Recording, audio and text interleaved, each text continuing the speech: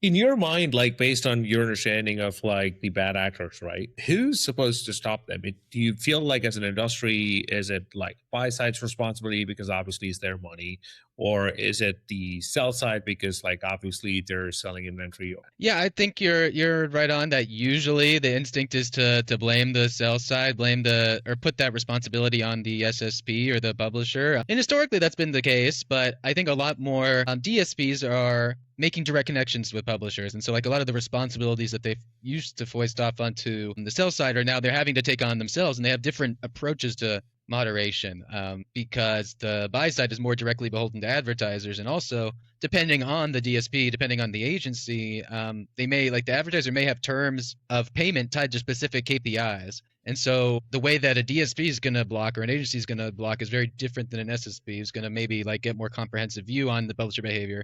Whereas a DSP is going to say like, we got a DV report from one of our advertisers who's spending a lot of money on the platform and they're seeing high bot rates on this site. So we're just going to, cut it off. And then when that happens, obviously the publisher gets very little insight. When the SSP makes a decision to suppress, availability of inventory, maybe the publisher has a direct connection to like an account manager at that SSP can give them insight.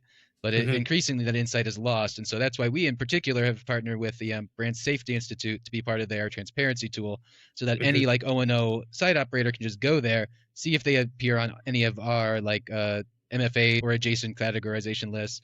Other participants in that tool are like Jounce or I think IAS and Pixelate participate too.